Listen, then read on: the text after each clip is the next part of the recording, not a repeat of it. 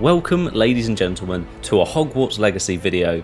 And while it's been a whole week since my last Hogwarts Legacy video about the ratings on the game, we still haven't been given a release date, so Holiday 2022 is all we have. But what we do have comes from the official website for Hogwarts Legacy's source code, and that is some DLC being confirmed. That may be pre-order bonuses, that may be other DLC, that may just be DLC we can buy in store, but I would expect it to be pre-order bonuses because it seems that among those bonuses is a way to play this game early. This leak comes from the Reddit user Opal Element. I'll put their user up on the screen as well now. And they were able to get into the source code and see from different editions of the game what seems to be pre-order bonuses, cosmetics and items that you'll be able to use in Hogwarts Legacy. And most likely for them to be on the page this early with no further details, it would make sense to be the pre-order items for different editions of the game. So the items that are listed start with a Thestral mount, which will most likely be a reskin of the hippogriff we see our character riding in the gameplay trailers, which is awesome and gives us the chance to live out our Order of the Phoenix fantasies.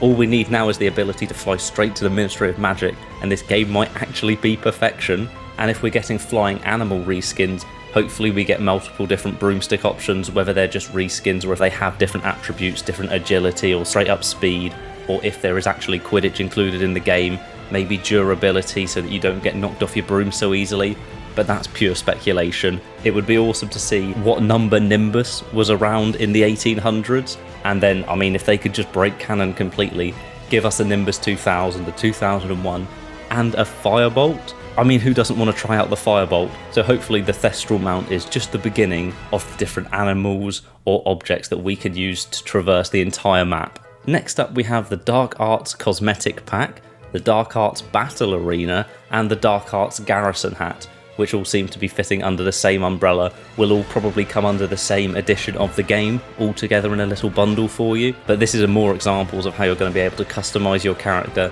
and it seems that picking Slytherin isn't enough. You can go completely down the Dark Arts route, or at least you can look it, and if they're giving you the option to dress yourself completely as a Dark Wizard, hopefully they give us as much freedom as possible to cause absolute carnage. We then have the Kelpie robe, which is of course going to be another different customization item, and it'll be interesting to see what it actually looks like when we get the different versions of the games revealed, hopefully alongside a release date of course.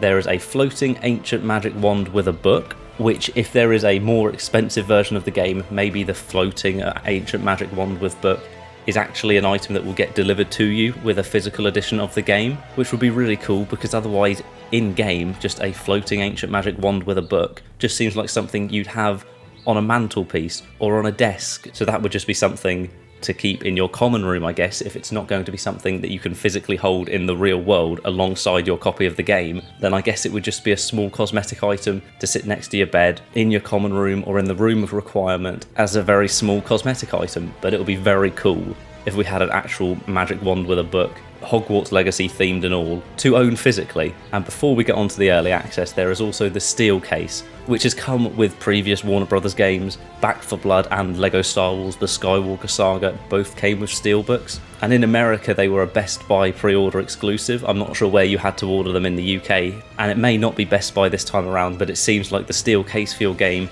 will most likely be exclusive to a certain store, whoever wants to pay Warner Brothers the most to get this. And with it being Harry Potter, you'd think you'd have a fair few bidders who want to secure your money for their copy of the game. And finally, the part that you'll be most excited for, to get early access to Hogwarts Legacy, and the separate labels are digital only and digital deluxe only, so those won't be the only editions on the game, nor will the previous things that I've mentioned be specific to just those versions of the game. They'll probably be scattered between the two, but it seems like there will, as with most games these days, be a standard edition and a deluxe edition.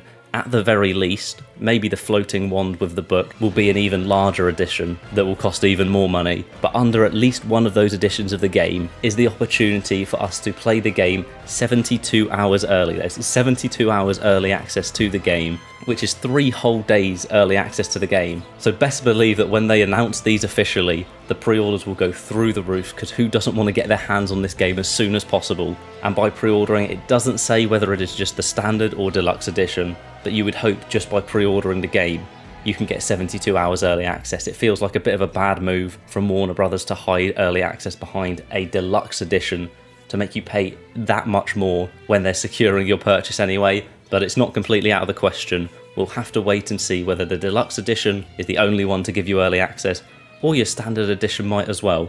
But now is the time to get excited, because while we still don't have a release date, it's still holiday 2022. We know that when the game comes out, there will be a way for those who are completely all in on this game and want to play it as soon as possible. We will be able to find ourselves early access. So thank you so much for watching this video. Leave a like if you're excited for this game, and leave a comment letting me know if you would buy the deluxe edition. If that's the only way for you to get 3 days early access, would you go for it? Or would you hold out and just go for the cosmetics or the small editions that you prefer, and maybe just go for the standard digital edition or physical edition and wait for the game to come out on its official release date? Either way, let me know down below. Subscribe if you enjoyed, and there'll be plenty more Hogwarts Legacy videos coming in the lead up to the game. And if I had a date for you, I'd give you a date, but there is no time yet officially announced. So stay tuned, because as soon as it does get released, you will know. So thank you for watching this video. As I said, subscribe if you did enjoy, and hopefully I will see you next time.